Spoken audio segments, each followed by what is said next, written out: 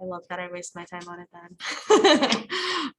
Okay, so I am going to open the DWG, AutoCAD. Exercise 3. Great. Everyone have that open? Good to go? Great. I'm going to try and go through everything.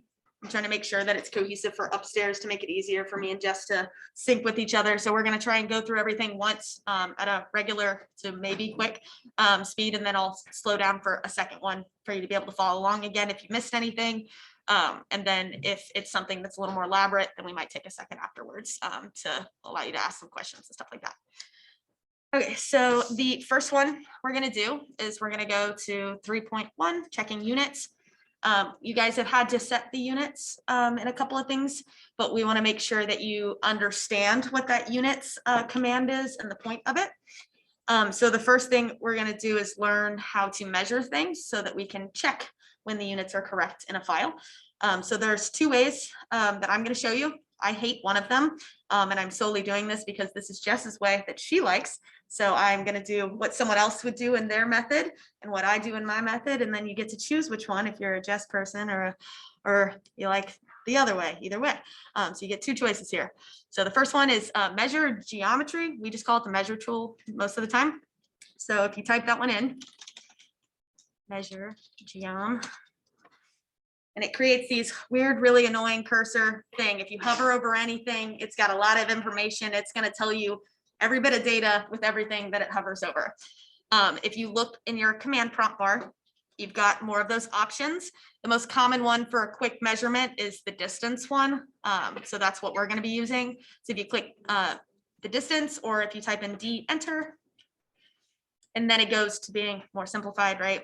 I would turn off your O snaps down at the bottom, or you can push F3 or turn those off so that it doesn't snap to a billion things and make it difficult to see what you're doing. So the tree and things that you've been given here have a measurement of approximately 20 across, and then benches have an average and humans have an average, so you can choose which thing you'd like. I'm just going to go with the tree. So you click on any side of the tree because we know it's 20 and we want to figure out if it's 20. So I'm going to click on one of the far sides randomly. It doesn't have to be snapped to something perfectly. We're just trying to make sure, hey, is this about 20 in this file, to see if something's right. Then you drag the cursor over to the other side of the tree and click. And then after you've done that, it pauses and it shows you all the information that it is given you. So if you look at the top, it says 21 point whatever. If you look right above your command prompt bar, it says 21 point whatever for an X value, a delta X. So that means it's about 2120, which means that's close enough, right? Because it's in a regular form. So we see 20 and we think it's right. The downside is if you go to, let's see, you see it's 20 up there. So if I type in my units, enter. So we know it's feet in this file, which means it's 20 feet. Often, whenever you start a file, it defaults to inches and decimals. That's what it starts off as. So if I change it to inches and push OK, and I do the measure geometry tool, and I click distance and go from one side to the other, it says 20, but that's now 20 inches because the file has been changed. And it looks no different to you whenever you measure it. So it's really critical for you to be able to check those units at any point when you receive a file or when you're opening a new file. So I'm going to do that measure geometry again real quick and to just walk through it. So MEA is the shorthand for it if you want to be quick. Enter. We're going to do distance. You click from one end and wherever the other. I currently have my ortho on. You do not have to have that too. And then you hover across. You can take the live reading or you can click once and read what it's got there. So like I said, this says it's inches, which is a no-go. So we're going to do units again. Units. Enter. We're going to swap that back to feet. And then this time we're also going to change the top, your type, back to architectural. So architectural is commonly used when you're drawing details and working in inches, but we're going to turn it on so that you can get a better understanding of what it is and how it's working. So architectural doesn't change. We're going to say, okay, does not change things in the file. It changes how you view the units and the measurements that it's giving you. So if I do the same command, measure geometry, enter, and this is the one that Jess prefers. She likes this one.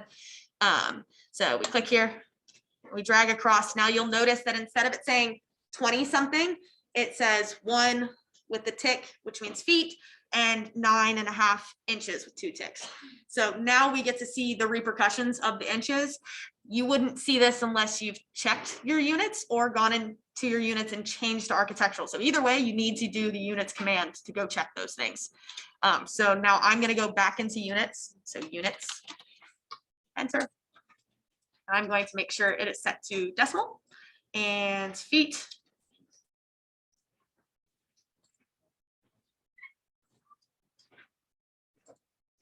We should be good to go. Say 20. I'm going to measure something else over here just in case. Okay. So for plans and general drawings, you want it to be in feet and decimal. And then whenever you do details like that wall detail you did, you want it to be inches and architectural. So it shows you those ticks in that very in between those smaller increments. Next way to measure is using, is everyone good with measure geometry? That one's pretty simple, shouldn't be too bad. Yeah, what's up? Any issues with measure geometry not showing that like live data? Make sure that this button down here is turned on, dynamic input. If you don't have that, you go to your 3 lines. And over here, you can find dynamic input and make sure it's checked, and it'll add it to that status bar at the bottom. So if dynamic input is not turned on, you still have all the same things. It's just you have to look in your command prompt bar for the information that it gives. So if I click here and click here, see how there's no info. But if you look at what pops up above your command prompt, it says your delta X, which means the change in those 2 distances is 20. So it still provides the information to you. And if it disappears, you can open up your command prompt and see the old ones, but whichever method you'd like. So you can either read it from the command prompt bar when it pops up, or you can turn on this dynamic input to make sure that you see it live as you place things on there. We got any other issues? No. So I'm going to go to the next one. Hopefully the person that is in transit. It shouldn't be too big of a deal because you already know the command at least. So polyline is what I like to use rather than remembering another command. My method is using a polyline, so PL, enter. So the same lines you've been drawing, and then I will either click the same way you do with the measurement tool. When you hover, it gives you that live number, right, that you had with the measure tool if you've got dynamic input on. If not, you can click and finish the line, and then you can select the line. And if you make sure that you have your properties box, so if you type in properties, enter, you have a properties box that provides you a bunch of information for anything that you have selected. So if I select the line and pull up my properties box and I scroll down to length, it says it's about 20.66. And then I normally delete the line. So I'll do that again. Normally use polyline, PL, enter. And I click on one end, click on the other, push escape or enter to exit that. And I select the line, just that line. If you have other things selected, it'll look different in your properties, but then you'll open that properties box by typing in properties, enter, and it opens that box. And then mine is snapped over to the edge. Yours could appear somewhere else, depending on where the last time you put it somewhere. And then you scroll down and you'll find the length of that. And that's how you can verify how big it is. Cool. Anyone have any questions on those? Good. Okay, so that one is just a checking one. You won't have anything that's worth screenshotting or leaving behind there. If you want to leave the line here, that's totally fine. Next one is text. We're just going to learn how to do some basic text. So I left a note on the assignment sheet that's on Canvas that basically there are 2 types of like text box, regular text box. There's text. So if I type in text, that is a type of text. I personally like to avoid that one. It has limited editing abilities compared to multi-line text, which is MT. Allows you to type in multiple lines, and it lets you manipulate it like a paragraph or any other thing in Word or whatever. Whereas the text box only lets you write in one continuous line for forever. You can't enter down and have spaces underneath. And there's no going like backwards. You can convert it, but it's pain. So it's a good habit to just always use a multi-line text box. Then you never have to worry about it. So we're gonna do MT is the shorthand for it. So MT, it's multi-line text or M text. There's a lot of shorthands for that one. Push enter. For this one, we're just gonna have you write your name really, really big to a specific dimension. So once you've started your command, it says, hey, specify the first corner of this box. So you just click anywhere that you want it to start the box, and then it starts to drag on its own. So you just move your cursor over and just draw a box basically. So wherever you want to stop, this can be edited after very simply. So it really doesn't matter how big your box is or how perfect it is, and click once. Then it starts this. I don't know what predetermines how long this silly bar is. And I tried to Google it and forgot to really fall into the deep and find the answer. So this really long bar, if you zoom out, if you grab hold, just like in Word, there's a bunch of stuff that edits like this. You can grab the little diamond and scoot it to make sure it's smaller. It's a good habit to make sure if you type something in there and double click it, it'll shorten it to its shortest spot. It's a good habit to do that if you use text masks, which we'll go over in a second. So it's good to keep those small, concise little boxes. So we're gonna type your name, do it in all caps because we're architectural here. So I'm gonna type my name, Natalie. So then if you click out of this box at any point and there is no text in it, the box disappears. It deletes itself, it's gone. So you'd have to start the command again. Once there is text in it, to exit it, you can either do the close up at the top, or you can just click once outside of that box.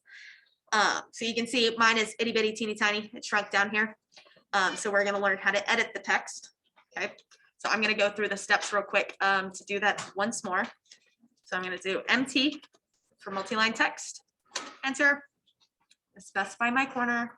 So clicking once, and then moving my cursor over, down and to the right, and clicking once again to make that big box. I'm gonna zoom out and grab this. I might have to pan. Oh, cool, it won't even let me over there. So you can also adjust this after, whenever you do, after you've written your text. So I will then type my name. I can spell at this point. Your brain doesn't work anymore. Okay. If you push enter in multi-line text, it just keeps going, so you can't use that to exit. And also, if you push escape, often it will, so it'll ask you. You can say always perform something, but if you say, hey, no, don't save my text changes every single time I push escape, then you're going to get a really bad, you're already probably, some of you are in the habit of pushing escape to leave a command or leave things or deselect things. If you get in that habit and then you do it with text, it's really annoying to type something and it vanishes because you accidentally push escape impulsively. So just click outside of it. It's the better habit to get into. So clicking once outside. Okay. So that same bar at the top, you can adjust it with these arrows from outside of the editor. So I can click that grip and adjust it. So I can zoom in and make it a smaller box. You can do that from inside the editor or outside the editor of text. To edit it, you double click and it should open up your text box to be edited. Okay. Next, we're gonna select all this stuff. And a lot of this is very similar to Word and those kind of things. You're going to go up to here where it says style. And if you want to change the size, type in the number. For this, it says 20 in the instructions. So we're going to say 20. You see it makes it ginormous. Okay. You can do this as well from properties. So that same properties box. So if you type in properties, enter to get that properties box. If you have your text selected, you can go into properties and go adjust those things as well. So text type is in here. If you click within there, you can go adjust how big the text is from there, and it'll change your text as well. So there's a couple of different ways to go adjust those things. So I'm going to go back in here and type in 20. So like I said, double click to edit text. You can highlight that text and change it from up here. You can also change the font and those kind of things. From up here, you can make bold. You can do all of the same things, excuse me, as Word and those kind of things. There are styles and types, which are very similar to whenever you open Word and it has like those heading styles and things like that, the more complicated stuff you don't want to learn or deal with. You'll just manually do it. These are a way to make sure that every single time you make a text box, it always has the same font, same size, same settings, and those kind of things. You don't really have to worry about this for this class or right now. You can just adjust each text box individually with these settings here, properties, or up in this box. And you should be good to go on that one. Is anyone having any issues with text box, making it the right size, getting it in there? Nope. Awesome. What? I'm at the where I have the text and everything. I shorten that line that you're talking about, but I just can't get to the text editor thing. So if you push escape and make sure to get to the text editor, push escape, then make sure you select the text, then double click. It could be, you need to make sure that you're double clicking where there is text, not in the void that would be in the text box, right? So then double click and it should turn gray and allow you to edit. You want to try it out and see if you can make sure. It seems like I got to it, just don't know how to do the change the size. Okay, so then once you're inside to edit the size, the same way as in Word or things like that, you'll highlight the text. So you just grab and highlight. So click once and drag and highlight.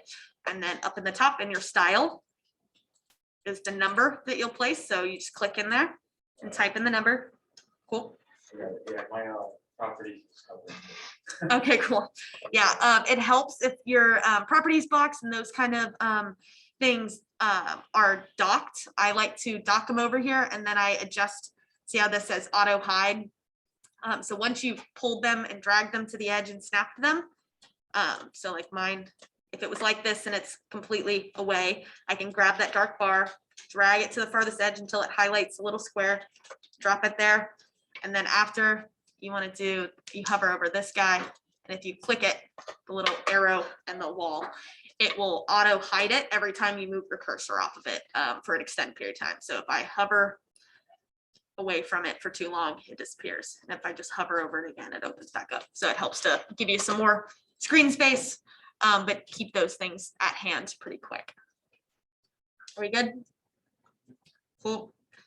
I'm going to move to one more text thing in here, and then we can check to make sure there's any questions upstairs or downstairs as well. So the next thing we're going to do is a quick text mask to show you how to do this really quick. If you select your text and you open your properties, so you can type in the word properties, enter to open your properties box, or if you've got it docked, properties, enter, or you can open the box. If you scroll down, so you can adjust a lot of things in here. Like if you notice the grip at the top left of the text, those things can be moved around with your text justification. So that says top left, that's where the grip's going to be. Those kind of things. There is a note in your exercise instructions. Don't touch anything that says the word annotative until you know what annotative does.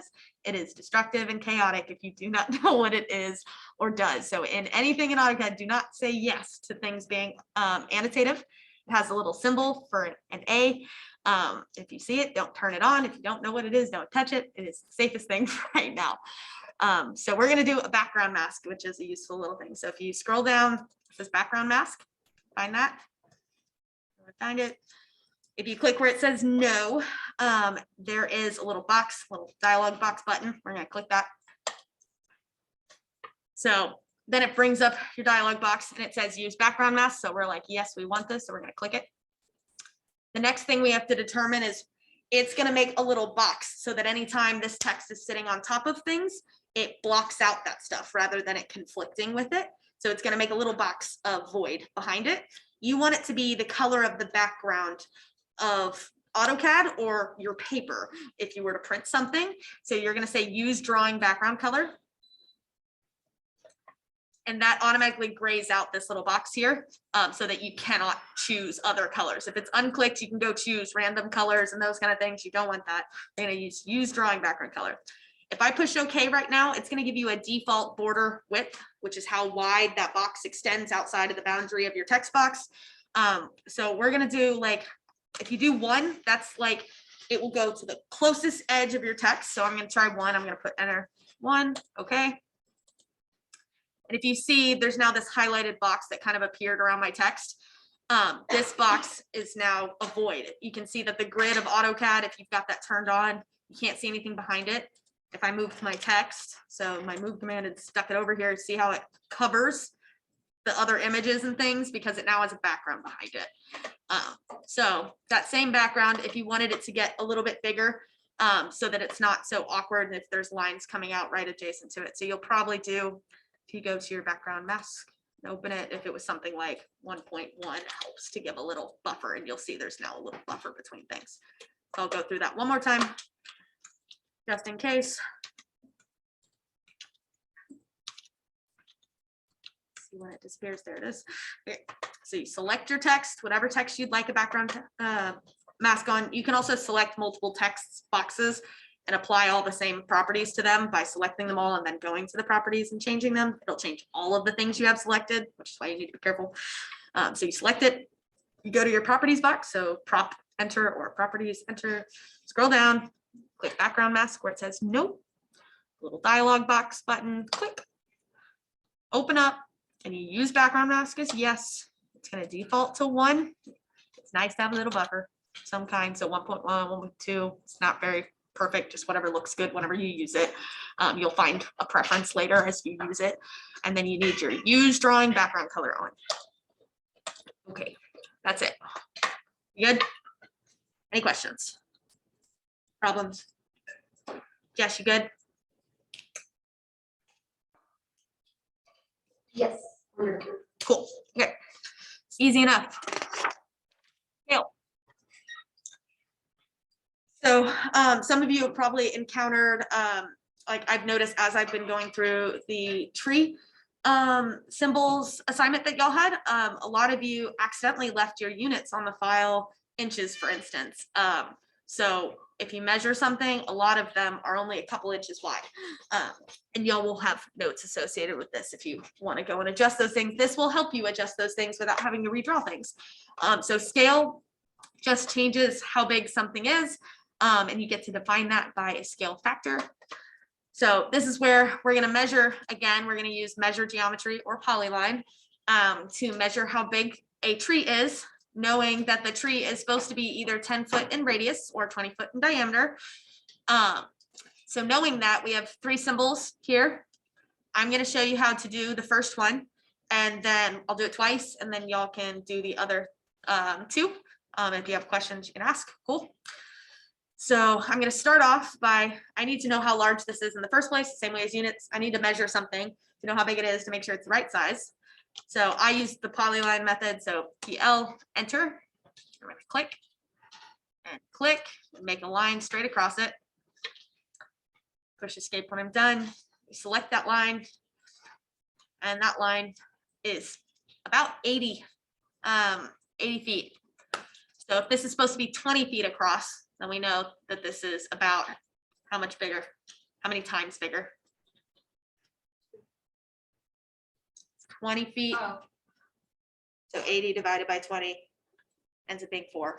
Okay, so we know this is 4 times bigger than what it should be. It's 4 times. If it's supposed to be 20 and this says it's 80 feet, it is 4 times bigger. So you got to keep that in mind when you use the scale factor portion of scale. So if you're trying to get, you can scale things and arbitrarily scale them if you need to, based off of how big you want them to be or whatever for looks. But if you need something to be accurate, you need to know what that scale factor is, right? So if I select it, I'm going to select my tree. I'm going to type in scale. SC is the shorthand for it. And push enter. So just like a lot of your modification commands, it says specify a base point. The best go about is to go from the middle for this one. We want it to just shrink inward rather than shrinking to a specific corner. So we're going to find the center point. So that means we need our O snaps on. So that's F3. We're going to turn our O snaps on. And then I'm going to go to the drop down box for those. And I'm going to make sure center is my only one so I don't have a bunch of conflicting Oh, snap showing up. Cool. So just center. Then I'm going to close that box. Now, because there's a bunch of arcs in here, it will hop to the arcs center points if they were real circles, full circles. So we need to try and hover over, I put a circle here to make it easier on you. We're going to hover over the edge of this perfect circle that encompasses the whole thing, and you'll see it highlights, and it's not where the center of the tree is. A lot of y'all did that as well. As a no-go. Tree centers go in the center of the circle.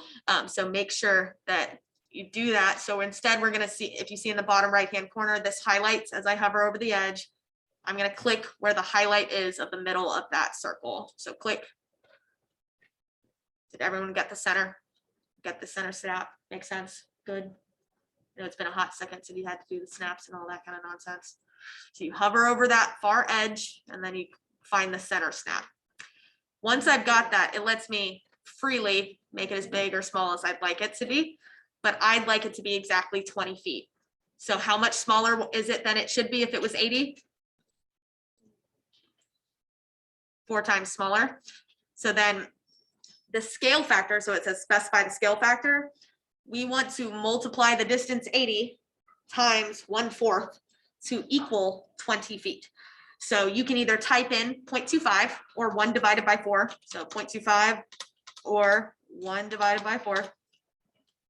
And then you push enter, and it will scale it to that factor like a multiplication of it. Okay. Good. Then we use a polyliner measure, PL, enter.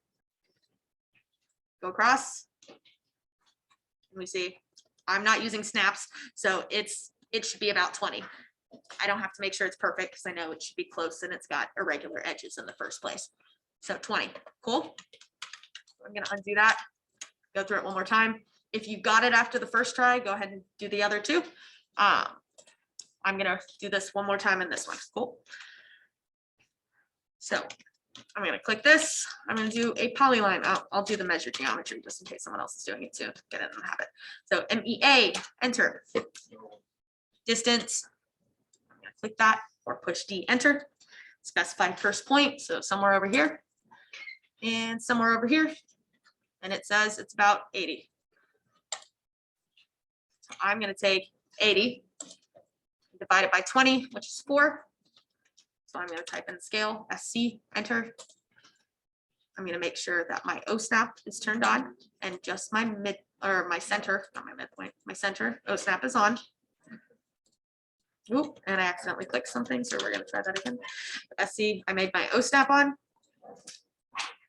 Then I'm going to hover over this perfect blue edge until the green plus or circle highlights in the middle of the tree. And I'm going to go click it, click for my base point. Now I have free for all scaling, and I'm going to type in 0.25 or 1 divided by 4 in order to multiply it by that to shrink. So I put a note up here as well to help you remember if you need to reference it. So if the tree is bigger, then it ends up being a scale factor that's either a decimal or a fraction. This is your like basic multiplication, but we don't use this in our brains all the time. So and then if your tree is smaller than what it should be, for instance, if it was 5, then it would need to be multiplied by 4. So you just type in 4 to get it to be 20. Okay. Give you all a second. Yes. Cool. Okay. So the next one is scale reference. Okay. Yeah. Cool. So the next one, we're using the same command, but a different portion of it for a different skill set that you can use with it. Which is scale, and then reference, which is a tool within inside. So from Canvas, make sure that you have the exercise 3_map JPEG downloaded somewhere on the computer. I'm going to give you a heads up that whenever you bring in a JPEG, which is what we're about to do, into AutoCAD, and this goes for any files that you bring into AutoCAD, if it's very much like InDesign. So I know most of y'all have used InDesign. What happens whenever you have a file and you link it in InDesign and then you choose to take that file and put it somewhere else? What happens? You know? Your InDesign gets really angry and says, hey, it's not linked, and it'll show you a blurry version of that image from that point on. because you've moved it from where it knew where to look for. So AutoCAD does the same thing. Once you found that file and input it, it goes, okay, I'm only ever looking in this file to find that thing. So if you choose to take this file and you work, or any file that you import something, make sure that whenever you go to a different computer, you have to either re-download if it's something very simple and not a problem, like if it's on Canvas and it's JPEG, re-download it. And you're gonna have to relink it, and I will show you how to do that. Otherwise, if you can, keep things, if like say you had access to OneDrive, if you're upstairs, for instance, and you had it sitting in there and could link it to that, then that's ideal because it'll constantly search for the OneDrive folder and it'll be easy. But we'll go over how to relink for if you do use, so your assignment for today is gonna be using a JPEG that you're importing in. So you're gonna have to be able to know how to do that if you hop from computers. Okay, so what it is called is an XREF, which is external reference. So we're gonna type in XREF, enter. So everything that you stuff and link inside of an AutoCAD file sits in here. So it starts off with the first item that's in this box. I'm gonna make mine bigger just so you can see. First thing is the existing file that it is. You can add in JPEGs, PNGs, PDFs. You can even put other AutoCAD files linked into an AutoCAD file. So we're going to put in a JPEG. All of those will list up in here. So we're going to go to the top where this little drop down is. Do not click the icon. The icon defaults to being a DWG, and then it'll only look for AutoCAD files. You want to find a JPEG. So we're going to do the arrow and do attach image. And you can see it changed the icon one first. So now it'll default to that for that one. So I'm going to navigate to my downloads, which of course it's hidden in these computers. And I'm going to do my map. Did I put exercise 2? That's brilliant. Cool. It's supposed to be 3. That's nice. That's the sleep deprivation there. And spelled exercise wrong without any. We're doing great. Okay. So select the image. You're going to push open. It should be a map of a very well-known product guy. Push open. You'll then have a dialog box. What you want it to say is scale. We're going to do 1. So we're going to unclick this, okay? And we'll make it, it comes in at exactly whatever size the thing really is in real time. Rotation, we're going to leave it 0. Insertion point, we're going to choose that. So you need to make sure it's clicked and says specify on screen. And then you'll leave this one alone. So yours should look like this. So check those 4 things. The only thing that should be checked off as specify on screen is the insertion point. Good. And we're going to push OK. Now I have to move this dumb box out of the way because I can't see anything. So if you look at the bottom, it says image attach.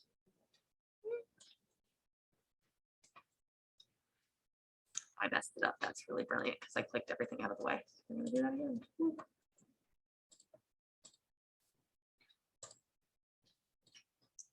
So it says image attached, specify insertion point. So I'm going to zoom out a little bit. I'm going to click once.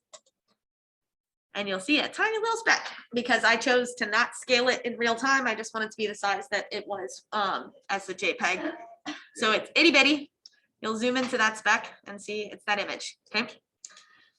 Now the goal is that this image is the real size. You'll have to do this a lot. Take a picture of an aerial, put it inside AutoCAD, scale it up so that you can trace on top of it, measure things and understand how big a site is, those kind of things.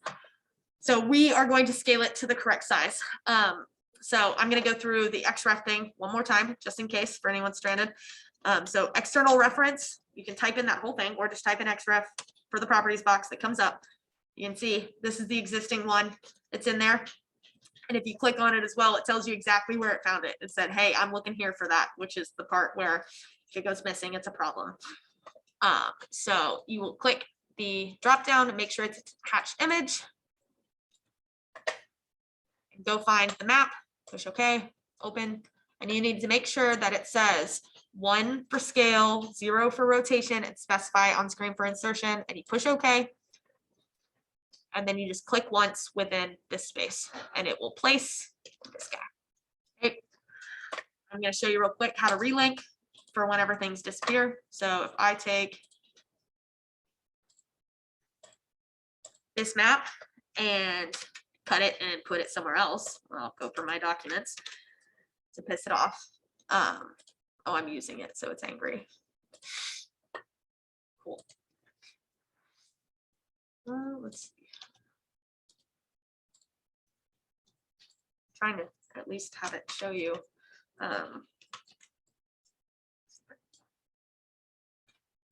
It's angry because I'm using it. Well, that's nice. Normally it doesn't yell at me for that. I'm going to show you real quick by closing this one. There we go. Do not copy me and close it. That would be a pain for you. So I just moved it and then to show you what it looks like when it isn't linked. So this is what it's going to look like when you open your homework, for instance, on a different computer. So let's see. Why is it not angry? Oh, it followed it. Never in my life has it done that. I'm great. Good. Well, that works to your favor. I'm still going to show you how to relink it because I don't believe that it'll do it for you in the first place.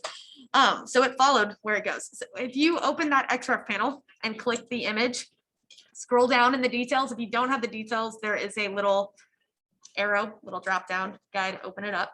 And you scroll down until you find saved path. It should be one of the only things that's editable in here is, and not grayed out. You'll click it. And then those three dots over to the side will allow you to go navigate within your computer again and find it and relink it up. It will normally tell you, there'll normally be an X or something, and it will say, hey, we're not happy, I can't find it, and it gets angry, and it won't show your image at all if it can't find it. I really like that it wanted to prove me wrong when I had an audience. Those were nice. Okay, so we are going to now scale this map to be the right size.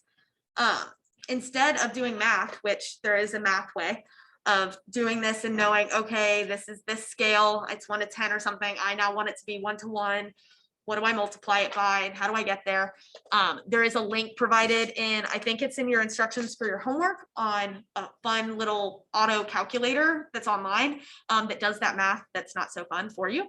But we are going to do one through the scale command instead for today. So we're going to type in, we're going to select the item, cool, scale, enter. So just that same scale command, SC, enter. The base point technically will not matter until the second click on this, but we're going to do it anyways. So we're going to use the scale bar. This is one of the only known things that we have here. If you don't have a scale bar, it helps to go say, like, say you're on Google Earth and you measure a sidewalk and you go, how big is that? Then you can use the sidewalk as your scale bar. Or if you have nothing, you could do a car or a parking spot because you know approximately how large that is. You would use those base points as your reference. For here, we have a scale bar. So we're going to click the first spot of the scale bar, right? So I just clicked right here at this front corner, okay?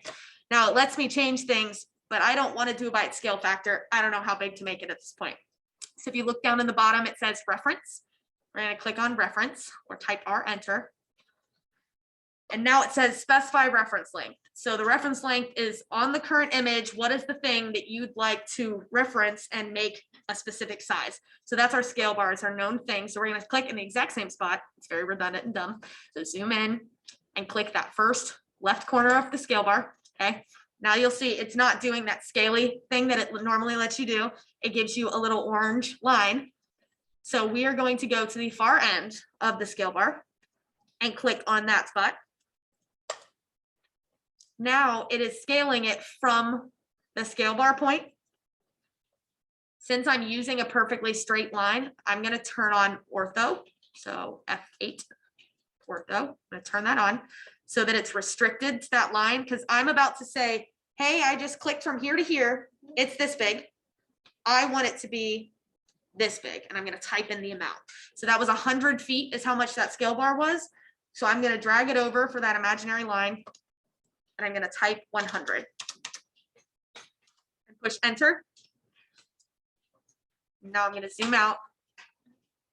And for those of you that have gotten that far, you'll use measure geometry or a polyline and draw it from one side of the scale bar to the other to measure to see if it is 100 feet.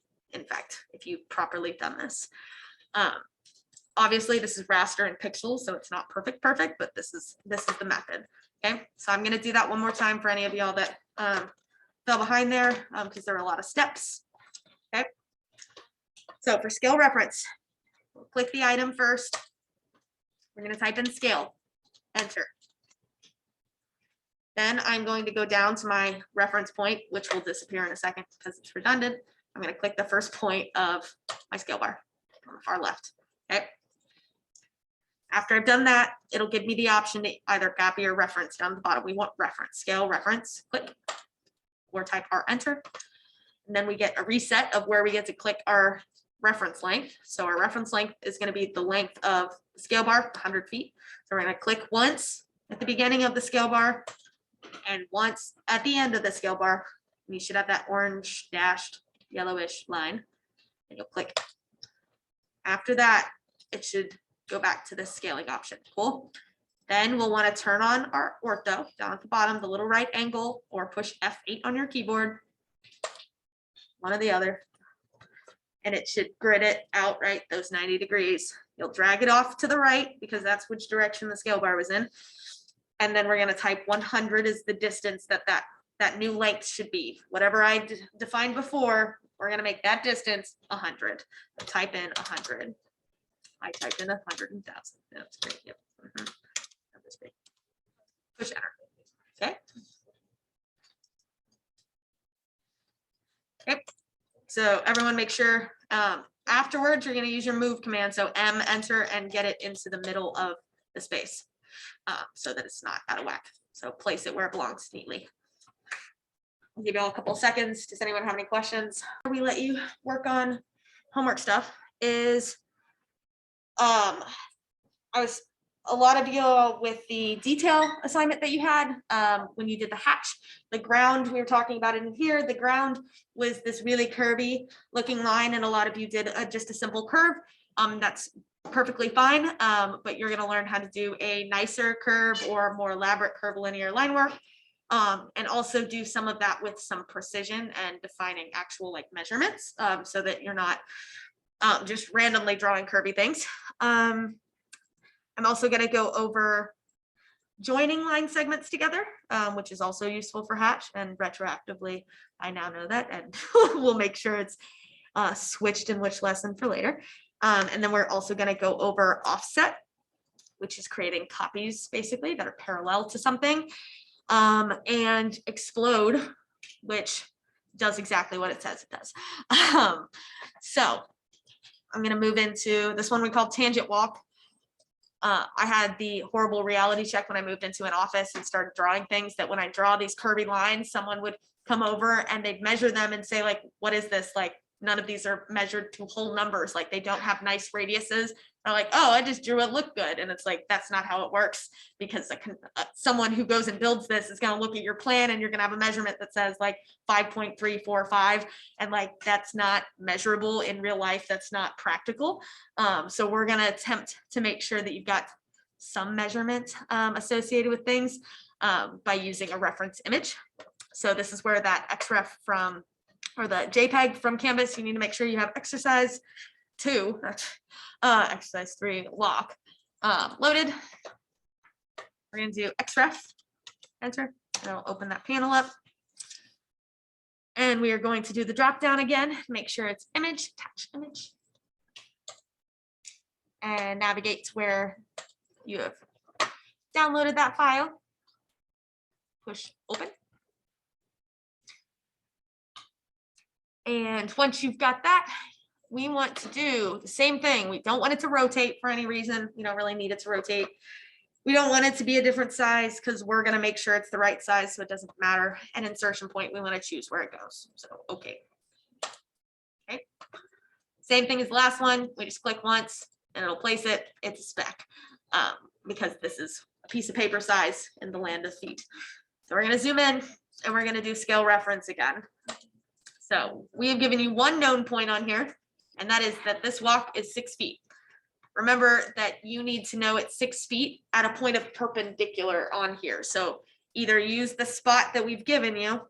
If you choose somewhere else in here as the reference point, you need to draw a line that is perpendicular, the same way you drew that scale bar is perfectly straight and you know it's exactly 100. You have to draw a point that's perpendicular to make it perfect.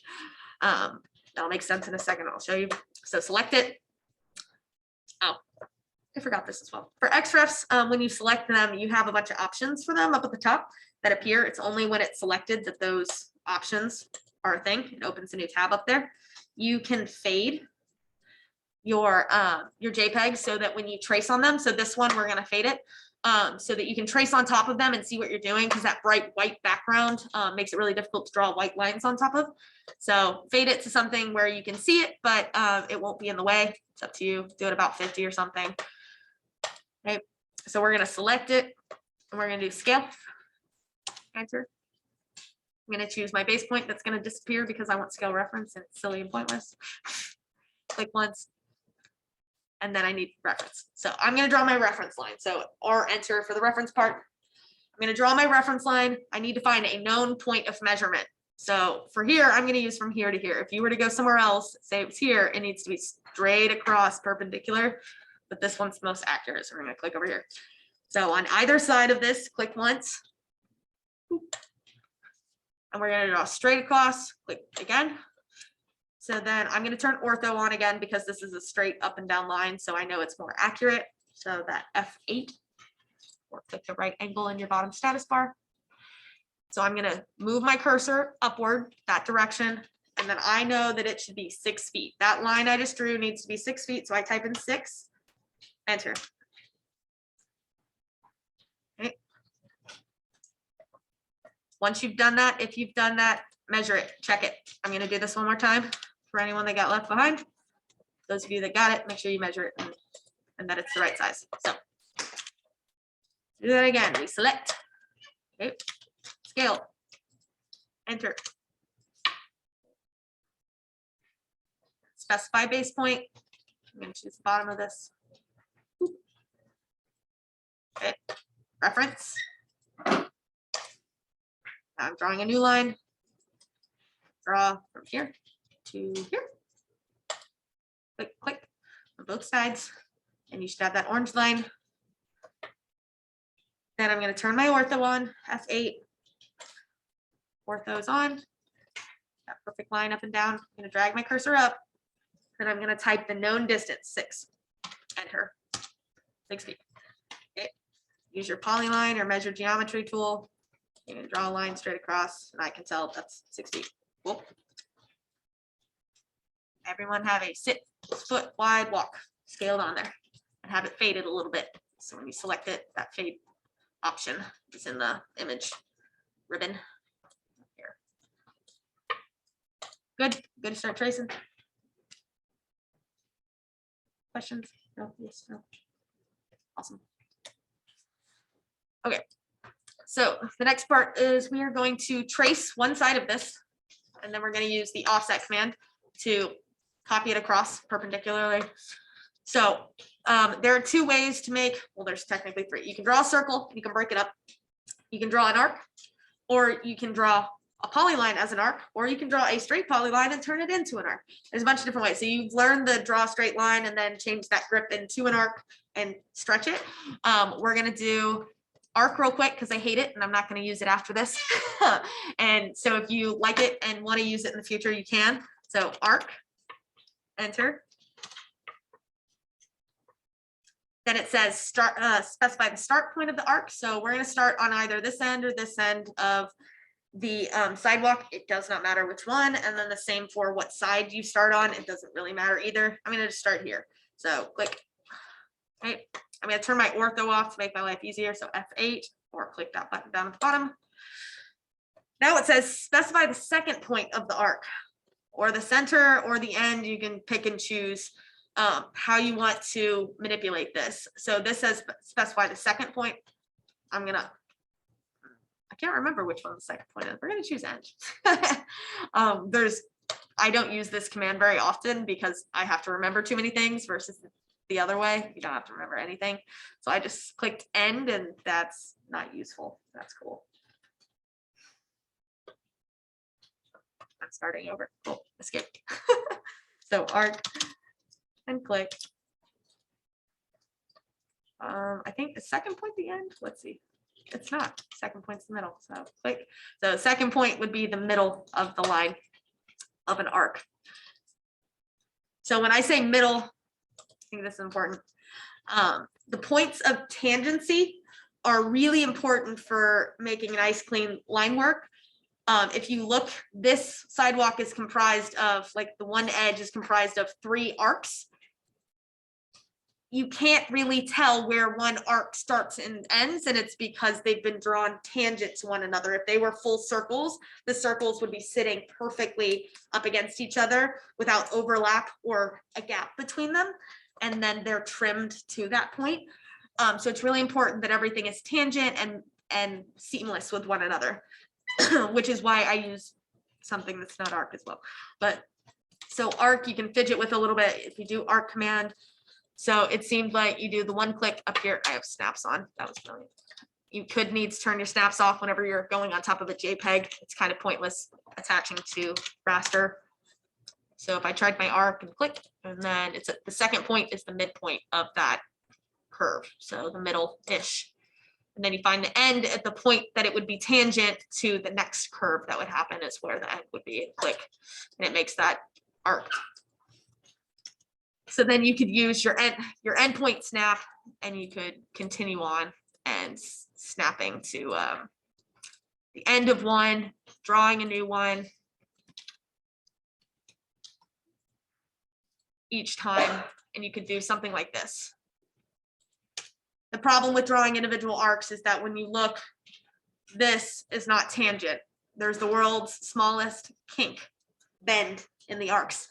So I like to use a polyline for this too, and it means that you're not dealing with more than one command after this, because you've already got polyline down. Now, if you just manage to learn all the parts of polyline, then it makes it a really useful tool to just use that one. But if you choose to use arc, you can. You just need to make sure that you get as close to tangent as possible. I'm going to kill these ones, delete them, select them and delete them. And I'm going to use a polyline instead, but went through and learned the what's it called? The other one, the arc. I also realized I left instructions in here for a way more complicated version, but it's my favorite method because it's the most precise. If you want to play with that at some point, go ahead. I'm not going to go through it today because I think it's a little bit time killer. So polyline is what we're going to go through. So starting the point at the same spot, click. Doesn't matter where you start though. And then if you look in Polyline's bar options, it says arc. So if you click that or enter, you now have this giant curve, which is kind of difficult to manage initially. But if you look back in your bar, you've got way more options again. You've got angle, center, direction. So you can start choosing more options the same way you could with arc. I personally, when I'm tracing something, I like to use the second point. So if you do enter or click second point, it's asking for what's the next point in this line. So the midpoint again. So click in the midpoint of that arc. And click for the end, approximately where it starts to curve back into a new one. Click. Now, if you look just like your polyline did before with straight lines, it still lets you keep drawing more lines. The best part about using the arc feature within Polyline is every arc that comes off of it is tangent from that point on. So you can go along and you can click many points and have many grips. The goal is to try and make the cleanest one possible without as many grips. But if you look, the connection point stays perfectly tangent, no matter which way I take the cursor, that arc goes. So I'm going to go along and maybe click. It looks like it's difficult to get a perfect tangent one by clicking up here. So I might do a halfway point, try and get it as close as possible. And this doesn't have to be perfect for this one. You're tracing something. So I'm going to click once, then click at the point of tangency for the next one. And I was off by it. Now, if you want to go back, if you've clicked once and you're like, I don't like the way that looks, you can do undo in the bar, or you can do Control Z. And it will backspace the same way, Control Z or clicking undo. So I can go and fix parts. If I clicked it and I'm like, that doesn't look great, I can type you enter Control Z or click the undo and it'll undo your last one and you can go back a couple times. So try your best to attempt to trace some of this, get it close. And some of this is trial and error. Right. So this one is pretty close. See, I didn't make it perfect because I am tracing a raster image, so it's not going to be perfect, and I understand that. You good? Any questions for this one? I just ran through a bunch of things with ARC and Polyline.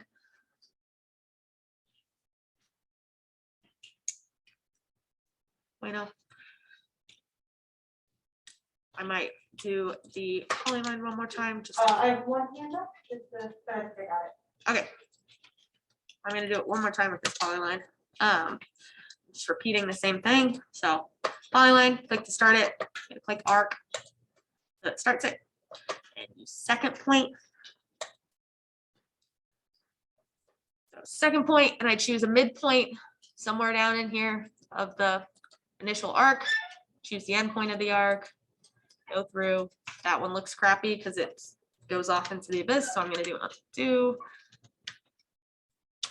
If you undo to your first set, then it takes away the second point part of it or your arc setting. So you still have to go back to arc in the bottom and click second point again, which is a little annoying, but so just check to see what your settings are. So I'm going to go through and attempt to trace this, and it's going to look shoddy this time, but we're going to leave it.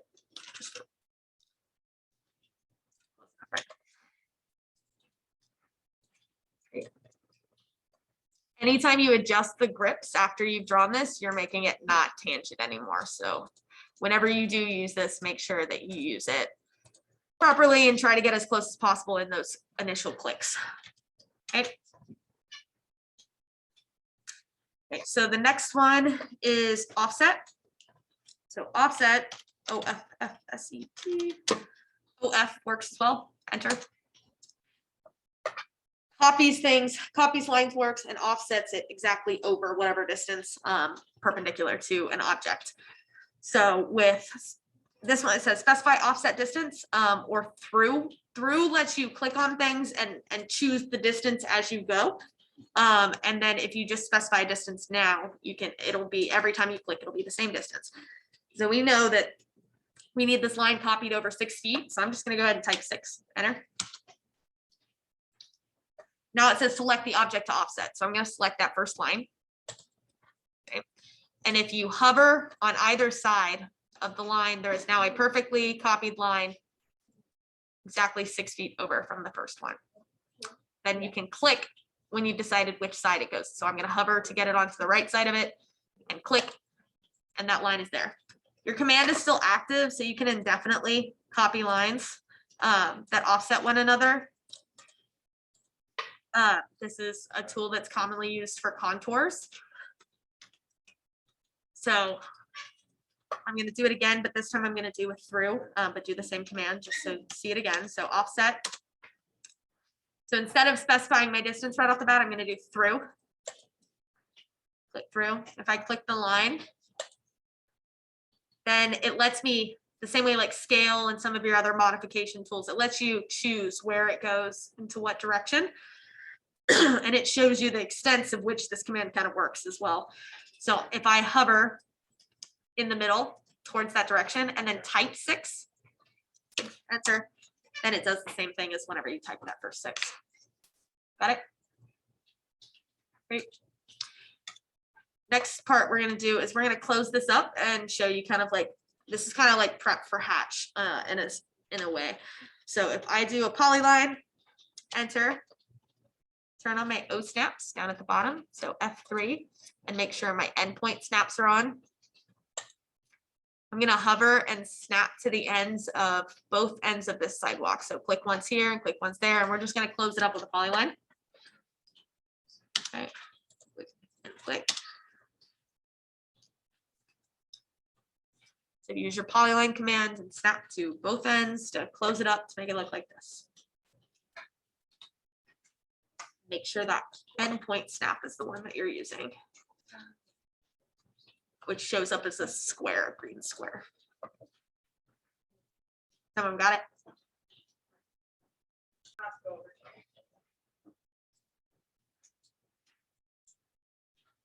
So for those of you that used the individual arcs and you tried to offset, it'll offset individual pieces because they're not one consistent line. This command is going to be what helps you. So when you select a bunch of connecting lines, if you type in join, so I'm going to select all the lines that I want to now be one continuous shape or figure. If I type in join or J, enter.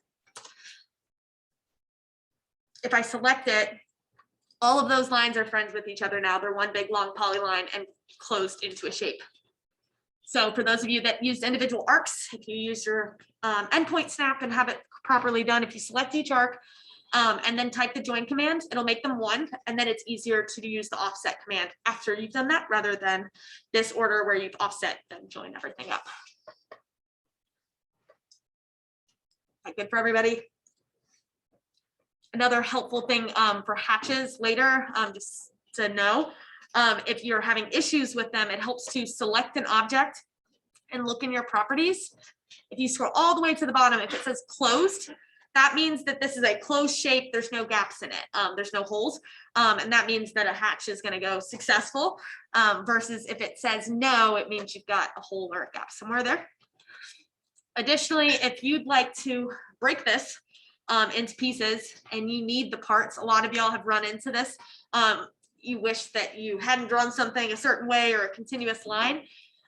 Rather than modifying the entire object, this is where explode works. Explode is very, very catastrophic and can do horrible, horrible things. Do not ever use explode on hatches. It will make your AutoCAD angry and fill your file. But it is very good for simple line work and breaking apart the pieces. So if I select all these and type in explode and push enter, now each one of those pieces are separate and individual. They're no longer joined to one another. You can do this with rectangles and all sorts of shapes. Anytime you draw something continuous, you'd like the individual pieces to be broken up, then you can use explode. Rarely use this. Rarely, like points of desperation. Sometimes it's better to just redraw it than to use explode. Be very careful with exploding. It causes lots of problems. Okay. All right. So for this one, we're going to ask that you do the screenshot as well as upload the DWG for this exercise, especially because it's way more ginormo. So do a screenshot of the whole thing, do a save as up at the top, and make sure that you save this off. And you can submit it on your Canvas for today's participation related attendance nonsense. Cool. And we are going to go over some of the basics and stuff for getting you going on assignment 3. Assignment 3 is a little bit more elaborate. There's only one part to it though than the other ones you've had, but it's comprising all of the knowledge and things that you've gotten so far and the tools that you've gotten and combining it into one thing. I think next Monday you're going to be building models, I believe, with Alex. So because of that gap, we're going to give you that same gap to continue this instead of it being due at the end of this week. It'll be due at the end of next week instead. So you got plenty of time to flesh those things out and work on it. Shouldn't be too bad. And we're going to give you a good amount of time in here to work on that as well. So I am going to go navigate over there to the assignment 3 to get it going to be able to discuss with you all.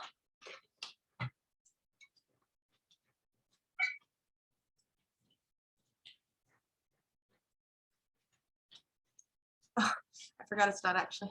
You have to start it. I'm done. Okay, so plan. So this JPEG that you've got, we provided. You're going to be XREFing this in, this JPEG. It is a plan with a house and some simple trees, a lot of hatch spots that you'll have to finesse a little bit, a little bit of furnishing.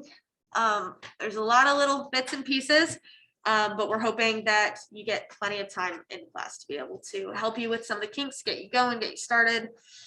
So I'm going to go through the process of XREFing it and getting it to the right size live with y'all so that it is guaranteed that you got it started and going, instead of, that way you don't have to figure it out on your own or have if a bunch of questions are associated with it. So I'm going to download this one. Oh, I already downloaded it. So a bunch of y'all, if you're in Canvas right now, take a pause for a second unless you're start the assignment 3 stuff with me. That way you don't get lagged behind, and you can submit your stuff whenever we let you go in a second to start working on assignment 3. So we're going to start a new document. So I'm going to go up to the top and do new and say open. I'm going to get a brand new document. What's the first thing I should do when I get a brand new file? It's the first thing that needs to be checked. What's the first thing we check for the assignment, for the exercise? Units, yeah. So the first thing is units. So if I type in units, it's really annoying that AutoCAD defaults to inches. So we need to make sure that you type in units and then you change to feet.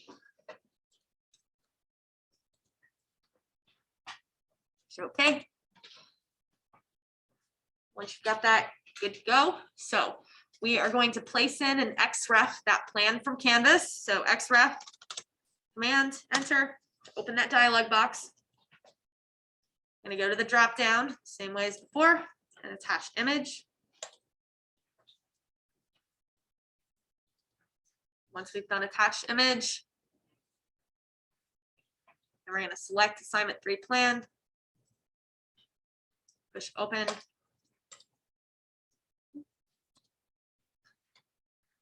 We're going to make sure that the scale is the same. We're going to do specify on screen for insertion point and rotation states. So the same settings as before. Okay. And then I'm going to place it at 0, 0. I want it to be perfectly in the corner. So I'm going to type in the coordinates for the origin point. So I'm going to type in 0, 0. And if you see, it fills in a little box for the coordinates. Since AutoCAD works in X and Y, that's why you see that little origin point. I like to, when I'm starting new files, have things sit perfectly there. So I type 0, 0, enter, and see how it sits perfectly at your origin. Not a requirement. It's just really nice management for starting files. If we're going to be tracing things, what do we need to do to the XREF to make life easier? Fade it. So we're going to select it, and we're going to fade it some. Fading does not work whenever a lot of people like to put PDFs because it's easier a lot of the time to, like, say you have a PDF.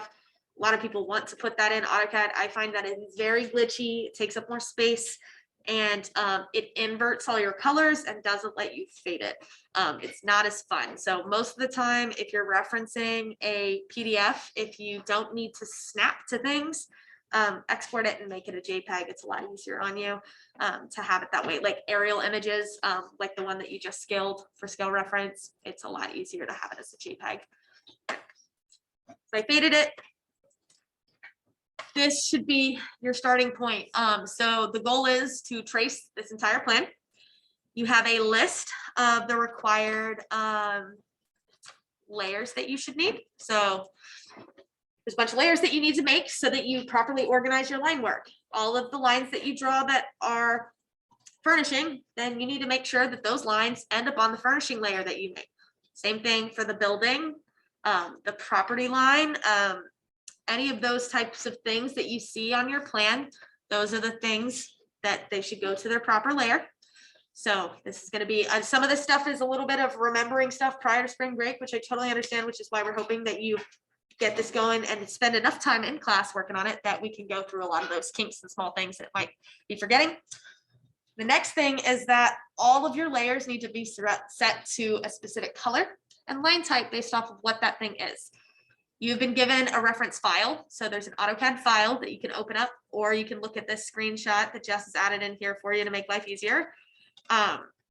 Furnishings, for instance, if you look, it needs to be red and continuous. So when you make a furnishing layer, then you're going to set the color for that layer and the line type for it, continuous and red. The fence, if you notice the fence on this, these little squares and lines, you'll see that those are square. rather than circle. Well, if you look here, wooden fence is squares, metal is circle. So we know this is a wooden fence. So that's fence line 2. You need to make sure that it is set to that line type and it needs to be green, for instance. So you'll reference this for each of your things to make sure that they're the correct color and line type for your line types, for your layers. That's the word I needed. Then what's the other part? So we've attached an XREF. So this part you get to skip because I helped you through it, hopefully. And she's got instructions for if you forget or say you lose your file and you have to start over for whatever reason, or you haven't popped up while I did it. There's some instructions here as well. Oh, we need to scale it now. I'm trying to make sure. Another important note, trees should be blocks in here. A lot of y'all missed that on your assignment too, which you will have notes for. So if you want to go back and fix that, you need to make them blocks, not groups, not individual line work. They must be a block, and then you copy that block. Then your furnishings and so any chairs, overhead structures, little grouped item, those should be grouped once you're finished drawing them. Make them a group. Your hatches, we gave you some suggestions for a couple of them. So the lawn specifically, they don't have to be exactly what's sitting there. There's one hatch on there that, like, I guarantee you don't have in your computers. That's totally fine. We gave you a list of suggested ones that are considered acceptable for planting beds, for gravel, for lawn. These are based off of what would look decent in a construction plan, for instance, for those things. So stay within those. Yeah, so that's, oh, also all of the line work that's drawn in your stuff should be generally to pretty close to whole numbers, or it should be like 10.5 or something like that. They shouldn't be really incremental, super decimal type of increments. So it's a good way to check to make sure that things are right. If it seems like you're doing really finite stuff and it doesn't seem close enough, then you might know that something's not scaled right. I'm going to go through and do scale reference real quick with this. So select it. So we place that plan in there. I use a polyline. I've put a, you don't have to redraw these things. If I draw a polyline from one end to the other, this is nowhere near 5. It needs to be 5 feet from one spot. So the next are 20 feet from there, any of those reference points. So I'm going to do select it, scale. I'm going to go choose a base point. You can choose whatever top, bottom, whatever portion of this is something worth referencing. So the first little hunk is 5, this is 10, that's 20. So I'm going to click from here. I'm going to choose reference. And I'm going to click there again. And then I'm going to turn my ortho on for this one to make sure it's a perfect straight line. And then I'm going to go just to the 5. So click the end of this 5 portion. And then you've got that yellow line waiting for input for reference. So I'm going to draw a line all the way to the far right, and I'm going to type in 5. Enter. Oh, now it's not perfectly in the corner anymore. That's a bummer. So then I'm going to take the polyline or the measure tool, and I'm going to go measure any portion of this to see if it's correct. So this should be 5 from here to here. It looks like it's about 5. So I'm good to go to start tracing, to get line layers put in, those kind of things. So the DWG that's provided for the line type legend in here, this one, this is just this chart for reference. So reference which images, which line should be what color and those kind of things. You won't be drawing anything in this file. It's solely a reference file. So this one is just reference. You'll be starting your own file, making your own units and importing into that file. That's one from scratch. Oh, you're sitting. So I just wanted to let everyone know. Am I muted? Oh, thank you. Sorry. Thanks, Jake. Am I? Oh, you can. Okay. Oh, it's funny. You're all right. Well, whatever. Do you have? Are you signed on I'm signed two up there. I set places? it up Okay. today. So I just want to let people know that if you're in a good place with this assignment, you're welcome to talk to me about your laser cutter file. And most importantly, I just got all the material, the cardboard from the GFAB lab. It's a huge stack in my office. So if people want to start cutting in their groups and you know how much you need, just come find me and I'll give it to you today. That's all. The stuff, the terminology between what's written here and what is in here. If it has any of the same words, it's pretty much it. So overhead structures, that's going to be your structure layer. Right here. And then expansion and control joints. That is the more formal name for pavement joints. So that layer is going to be your expansion and control joints, and that's 15. So colors have numbers like red is 1, yellow is 2, green is 3. So if you type in, when you open the color box in the color, like type in box that's under there, if you type in a number, it will select the color for you based off that. So 15 is this weird dark maroon kind of color. If you type in 1, it will still just choose the index color red, those kind of things. I'm gonna see if there's anything else that needs clarity there. I think we're good there. So for the line thickness of anything, you do not need to adjust any thicknesses of lines. The color will be associated with the thickness, and we'll show all of that stuff to you later whenever we teach you how to plot things. The only thing you need to worry about the thickness for is the building, which you will draw one line all the way around. You will use the offset command to make another one, and then you will use your hatch to fill that in solid to make that thick band to make the building. Okay, everything else, it will be a thin line. Just because you see any variance in thickness, don't go adjusting your layers properties to make things thicker.